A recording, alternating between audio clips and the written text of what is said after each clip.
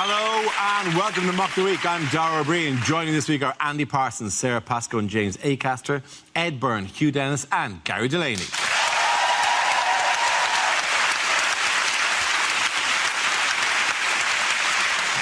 We start with a round call. If this is the answer, what is the question? On the board are 6 categories. Sarah, which category would you like? I will have world news, please. OK, world news it is. The answer is 1.6 billion. What is the question? Is it how many immigrants are so lazy they haven't even bothered to come over here?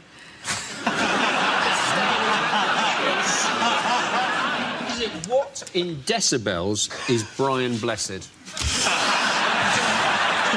Is it when they go back to us, how many drachma will there be to the euro? For about a week or so. How many Scottish people now say they voted yes in the referendum? Is it what was the crucial missing ingredient from England's bid for the 2022 World Cup?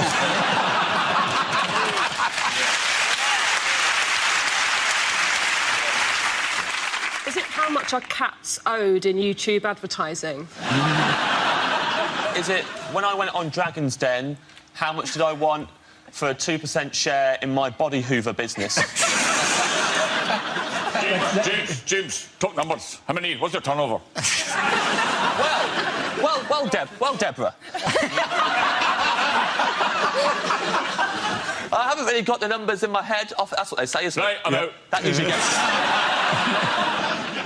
Is it what is the count in Sesame Street up to now? We think he's just somewhere in a bar, just still counting. Tiny Transylvanian puppet in a bar. 1.5. If you go and use a Glastonbury toilet, is it how many people seem to have used that toilet before you have? Is it what number, when typed into a calculator and turned upside down, becomes, ooh, GI?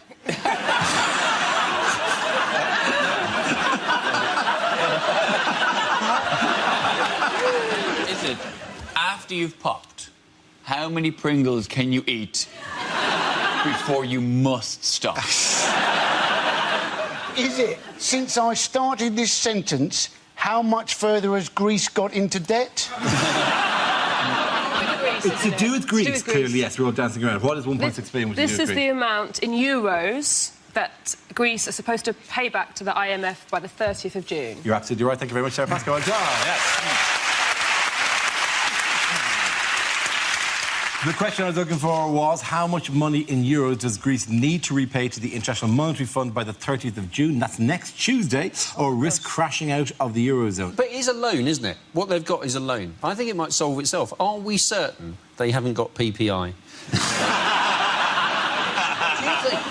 Wouldn't that be great? Just on the day before they have to pay back, Alexander Tsipras, the Greek Prime Minister, gets a phone call saying, "We have been trying to contact you."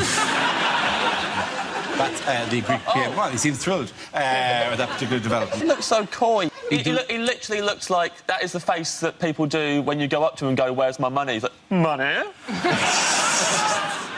Lots of ways of raising money, though, aren't there? I would have thought. They've got lots of stuff. Yeah. They could have a big episode of the Antiques Roadshow. They'd raise quite a lot. They could use plastic plates at weddings. That'd save a lot of money. And then if they fail, what's the term called for what will happen to them? Grexit. Grexit. Oh, yeah. I like that. It's a great term, isn't it? I don't like it being shortened, because I like it when the papers call it a messy Greek exit, because that sounds like a pornography description. I like when they say the Greeks have been warned of Grexit. Like, you know, Grexit is this thing which is going to emerge from the sea in a kind of with his eyes so red and a scary nose and a horrible waters, horrible toes. The Grexit. Sure, it just also sounds like the door on the way out of a Greggs, doesn't it? That's what confuses me about it. Don't they have that above the door in Greggs? If you eat yourself to death on pasties, that's a Grexit, I think. This, by the way, is not Greg's in Athens. This is people going, my money, please. I've seen queues like that in Leicester Square on a Saturday night. Not into a bank, presumably. I've seen long queues at cash machines just on busy nights. They might be queuing many times. for a bed and a It means bath. nothing. You're playing into the hands of the European Commission and their misinformation. Shit, I don't know what happened there. Yeah. You're telling me that essentially all these people are on a night out and they just want a few quid. There are crisis negotiations taking place between the IMF and, well, the troika of different bodies who've lent money to them and to the Greeks, and I think the Greeks will win the negotiation, and I'm willing to go on the line for this, because with only some time to go during the negotiations, with the Greeks going, please, give us a bail us out, bail us out, bail us out, all they need to do, they've got one card that the Greeks can play, which is they can play that music, which means you will eventually, because it just starts like it's just quietly in the background, just slowly, give us some money, no. Give us some money, no. Give us some money, no. And then over time, slowly the pressure builds on this music until eventually it's like, give us some money, no. Give us some money, no. Give us some money, no. And eventually, I believe it gets us faster and faster until, you know, give us the money, give us the money, give us the money, give us the money, give us the money, give us the money, go, and then go, have the cash, take the cash and go. Leave me alone, it's just fine.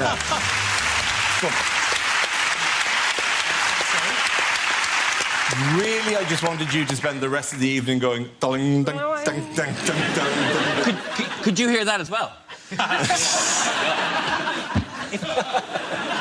I was worried there for a second. So this is all, I find it really confusing when it's like the money and the economics of it. So actually, it does become a lot easier if you convert it to alcohol and think that the ECB is a brewery and the EU is a pub, and all of the countries put their alcohol behind the bar. But we need more drink. But the only way we can make more drink is if we water it down. And Germany won't let us do that, and they're in charge because they make the best drink, which is beer. Greece only have ouzo, which is the worst drink. And we knew they only had ouzo, and we shouldn't have let them join the pub, but we did because we were hammered. And who hasn't let the wrong person in when they were drunk, eh, girls? So, and now, I mean, Greece has passed out, it's too drunk, and Germany's trying to sober them up. And why can't we just kick them out of the bar? Oh, because they've started a tab and not on their cards? Like, we all started a joint account for some reason. And this is supposed to have simplified things in your head. I've got a solution. So it's all much neater now. And the solution is we should let Weatherspoons sort it out. Did they not withdraw 4 billion euros or something last week, Dave? I mean, it's a real genuine problem. People isn't it? taking all the money out, and then they started hiding the money. Everybody started hiding cash. And they say in secret places in the article I read. They're hiding their money in frozen chickens. This is the strangest hiding place they had, where they put them in the freezer and they put the money into the chicken. We shouldn't know about that. But that's what the whole point of hiding is it's a secret. Yeah. We live in England and we know where they've hid their money. It should not have got back to me. Can we play the music again? Oh, I Yeah, love the let's music. have a Yeah, let's go. One more dance, time. The middle bit. Just be so strong again. Oh my God, this is so fun!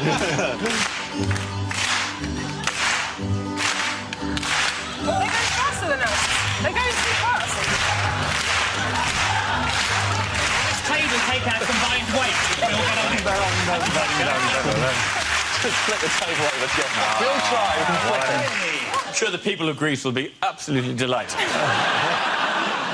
There is an issue, obviously, of how it's going to affect holidaymakers and British tourists going over. There was a statement there that said that holidaymakers should bring over cash on this specifically, and the statement came from muggers.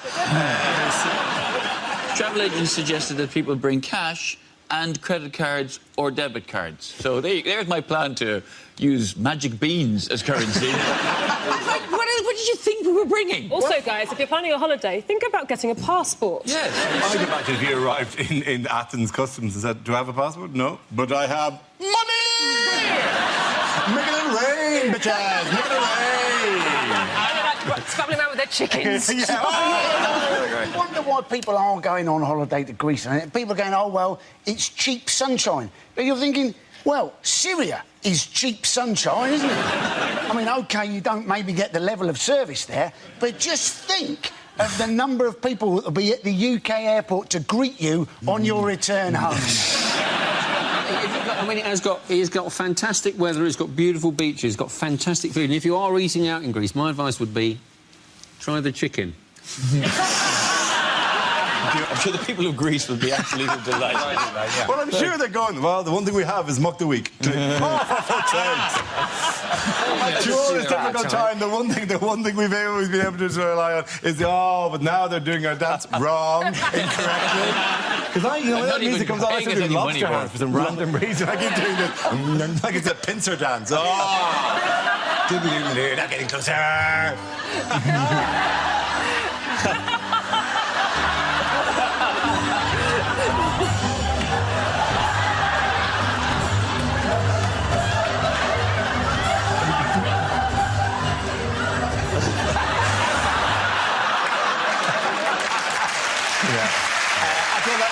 Jason and Andy.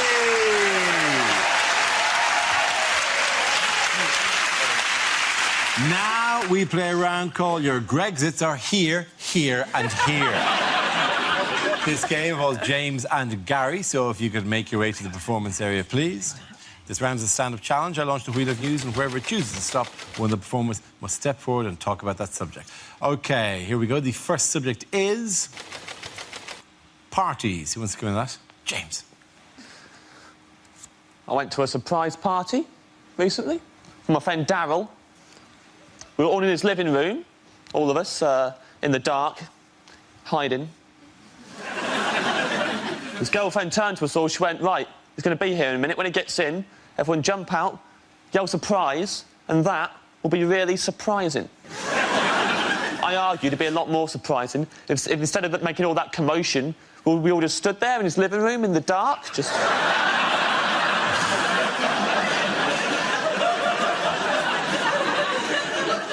When he comes in and turns the lights on, see how surprised he is then? It's a good party. I schmoozed. I'm good at schmoozing. Buttering people up. I'll give you some schmoozing tips, why not? A lot of people will tell you when you're schmoozing, have a good icebreaker, right? Break the ice. What they won't tell you, at the end of the conversation, unbreak the ice. You don't want anyone else swooping in, taking advantage of all the lovely little ice cubes that you created. So freeze it over again before you leave. So as you're leaving, just slide something under the fence, like death comes to us all, something like that.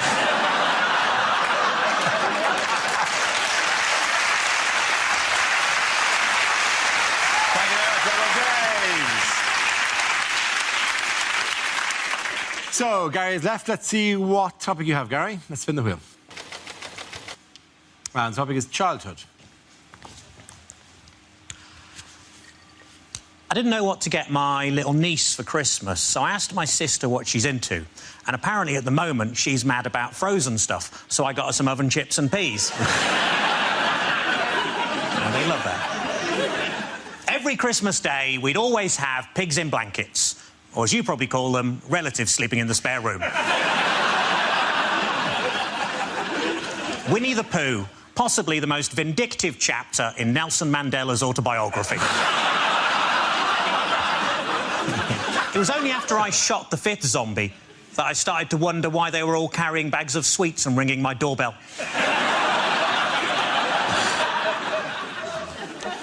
I've been trying to recapture my lost youth. I really must get that cellar door fixed.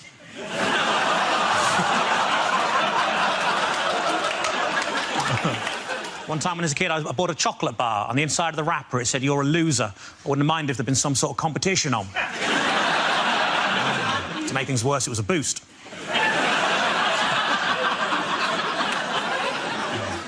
As a family, we couldn't decide whether to have Nana buried or cremated, so in the end, we let her live.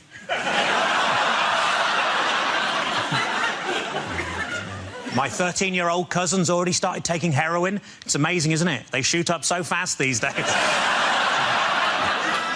God, very good. I'm going to go to Lady. Everyone come back.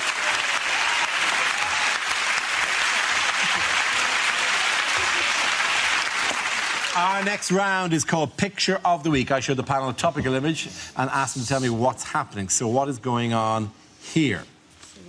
Is he going, do you want to know why I'm called Trump? Pull my finger. This is taken at Comic-Con, and this is actually a guest appearance by Sloth from the Goonies. Are you sure he's not just showing how he got the money into the chicken? Really gotta get it up there, right in the end. You really just gotta get it up there, up there. That's it. They've asked him, Donald, how many Mexican immigrants is too many? Is the caption, what's orange, angry and never going to be president? No, the picture is Donald Trump has announced he's standing for the Republican nomination as president in the election this year. Did you watch the speech? His magical, glorious, all-welcoming speech? The people who came really badly out of his speech were Mexicans, weren't Mexicans they? too badly, and yeah.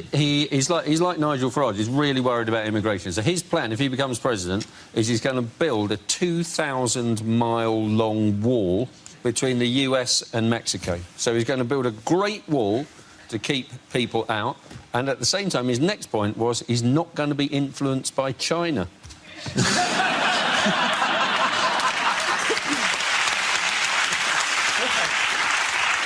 Who is he going to use to build the wall? I would He said other stupid things. He said that all of the women on The Apprentice were either flirting with him consciously or unconsciously. And genuinely, he said that. And a word of warning, if they're unconscious, they're not flirting. That's an important lesson.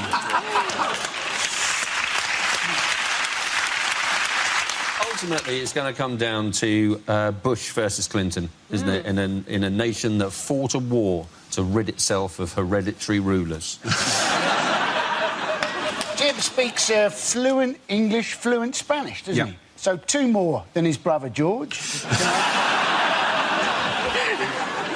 Jeb Bush is quite multicultural for a Republican, though, isn't he? Yes, he is. He's married to a Mexican, which just goes to show that in America, Mexicans do all the jobs that they don't want to do. In other news, which iconic building might need to be shut soon? Well, it's the Houses of Parliament, isn't it? It is the Houses The of Palace Parliament. of Westminster. I never know the difference. I know, the Palace of Westminster was the Westminster entire Palace. thing, yeah. So the building needs repairs. It does need repair. It's all kind of falling apart and full of mice. It was originally a royal palace. I don't know why I'm telling you all this. Are we on a tour? Yes. I know. I used to do tour guides. So You actually work as a tour? Yeah, for about 4 years. In there? Is you working No, on London buses. So pointing at stuff. Oh, you were doing that thing? Yeah. And Parliament's incredible to talk about. It's perpendicular Gothic, which was influenced by the... Yeah. Please tell us more, Sarah. This is where we came to watch Mock of the Week. So it was influenced by a tiny bit of Westminster Abbey. There's 8 Japanese tourists who haven't been getting anything else and are now going, oh, pretty good, yes. Finally. When you say it used to be a royal palace, So are there the king used other to live palaces that aren't royal? Yeah. Are there? Crystal Palace? Yeah. Very good. Very good, yeah. The Palace Tandoori, that's down near my way. What have they found inside there? Nice. It's infested with vermin, or at least that's what the rats say. With mice, moths and foxes. Foxes are running wild within the palace. That's not surprising. Just scavenging members of the Lib Dems who seem to have fallen away from the group. Well, we had 8 when we arrived here, but one has been picked off by the rest of the foxes. 3 billion's worth of repairs that are needed. The very minimum. And then there's 56 new SNP MPs who've been celebrating their arses off over the last 2 weeks. So you're thinking, are those 2 things related? 3 billion of repairs and a hell of a party from the Scottish MPs. You think that the 50 Scottish MPs have done £3 billion worth of damage? That'd be brilliant if they had, wouldn't it? And they're back on the train up to Edinburgh with Big Ben under their arm. Others lying around. Doing little jokes. I've got Big Ben! Going up to people. Got the time? You're all right, you're all right. One of the suggestions, though, is to move the Parliament to Birmingham, Yes. isn't it? And David Cameron is all in favour of this because that is the hometown of the West Ham Football Club that he supports. Has anyone seen, by the way, the new mascot? Speaking of things that are the new mascot for Partick Thistle Football Club. It's brilliant. I've seen a picture of it. Yeah, I It's love designed by whom? David Shrigley. David Shrigley, artist, contemporary artist, a huge fan of David Shrigley's work, has designed a new mascot for Partick Thistle Football Club. You know, to G the fans along, get them excited, raise the moods. This is the mascot. There's your nightmares made real, isn't it? You think they could have just put some pupils in the eyes just to give them less of an unseeing cataract? That I in the face of eternal evil stare into my void of eyes. And the thing is, because it has to be, it is an important job. Like, not only because, you know, you're geeing the crowd up and you keep them well entertained, but often, and this is one of my favourite things on the internet, people do collections of these, often the mascots will be required, usually because they have forgotten to get off the pitch in time, to stand at the minute's silence if a minute's silence is being held. And there is a fantastic collection of mascots who have had to look sombre or grave or respectful. This is a particular I'm like this one. That's the Bradford chicken. Billy Bantam, I think he's called, looking very disappointed with it. He's upset because some Greeks have just stored money up his bottom. The next one is, again, very serious.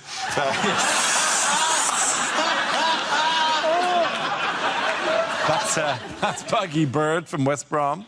And give me one more.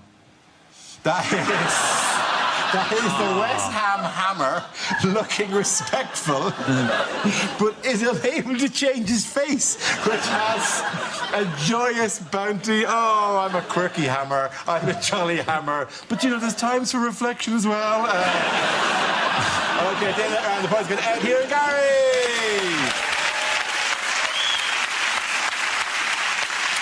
Now we come to scenes we'd like to see. So if everyone can make their way over to the performance area, I'll read out this week's topics, and then we'll see what our panelists can come up with. OK, here we go. The first subject is unlikely film trailers. A man who only wants one thing. Strepsils.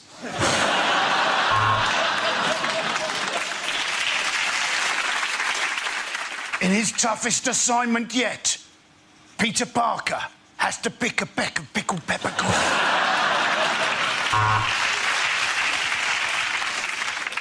Drama, intrigue, romance, gardening, spoons. All these and other words in Dictionary the movie.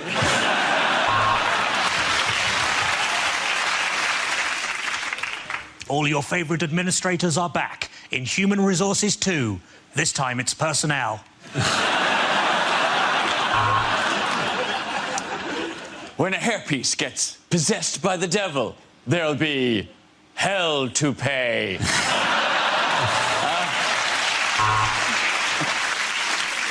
He loves sex, but he has no arms.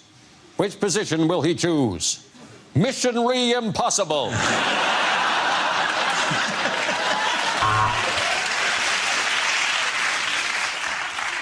If you see one film this year, then you're probably a new parent.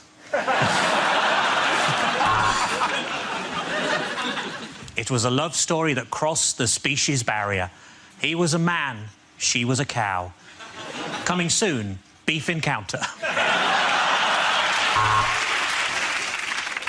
Coming soon, a 3D film where you don't get bored halfway through and lift up the glasses just to see what the screen looks like without it. Every Year I Love You More, starring Michael Jackson and Benjamin Button.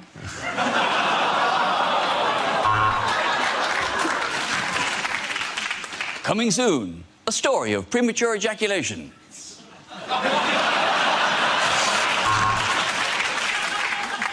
The Grand Budapest Hotel.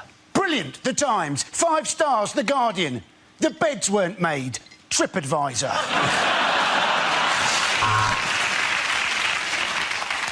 Part man, part machine, part bird, part drum. It's Robo Bongo Cuckoo Cop.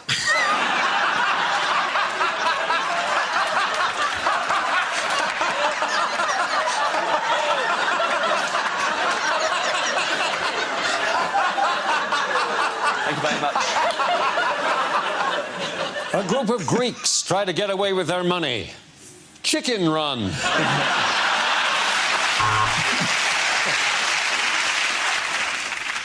My Dad Pictures presents. Your man. I know him from something. Anyway, him and a woman. I think she was in ER. Maybe it was House. She was definitely a doctor. Join forces to fight. I know him. He's gone awful old looking, hasn't he?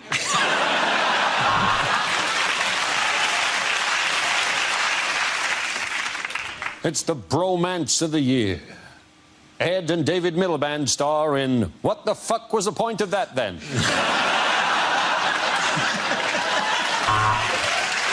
OK, the next topic is things you wouldn't hear on the radio. Mime.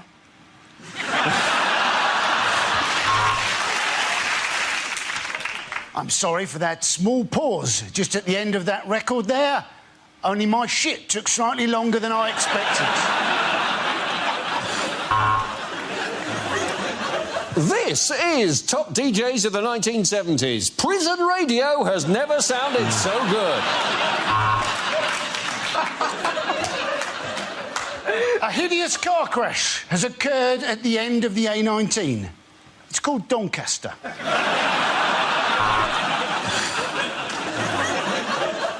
Another shipping forecast issued by the Met Office at 23:43 on Saturday the 8th. It's going to piss it down. You're listening to BBC Wiltshire because your car radio has lost reception to what you were listening to.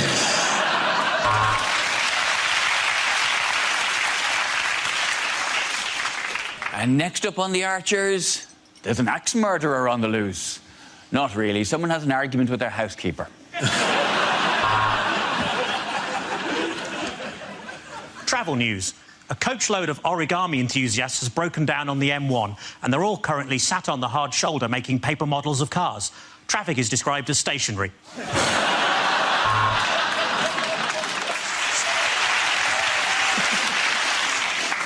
You're listening to Saga Radio. You're listening...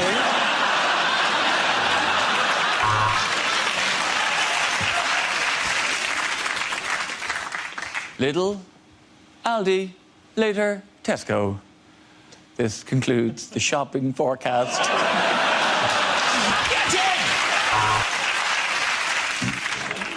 Have you been injured at work? Maybe you should turn the radio off and concentrate properly on what you're doing. But you're dead. We're all dead. We've all been dead from the beginning. You've been listening to the final ever episode of The Archers.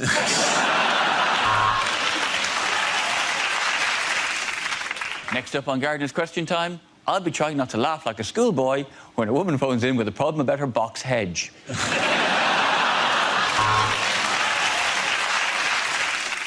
This is local radio, it's 4 a.m. and no one's listening. Let's play Say Something Racist Roulette.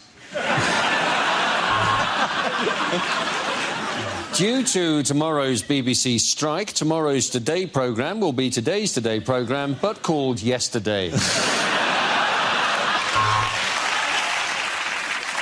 Sometimes when you listen to the radio, there's a tune that you can't get out of your head. It sort of plays again and again and again. It sort of gets faster and faster and faster, and finally it comes on. OK, give that round of applause to James, Sarah and Andy.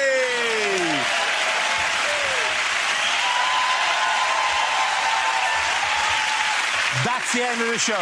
This week's winners are Ed Byrne, Hugh Dennis and Gary Delaney. Commiserations to Andy Parsons, Sarah Pascoe and James Acaster. Thank you for watching. Good night.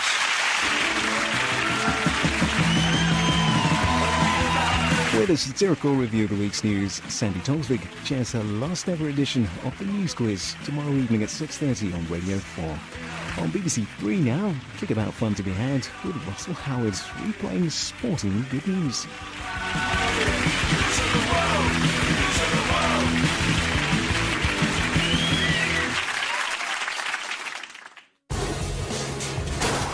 You get points for that, don't you? Like a snooker thing.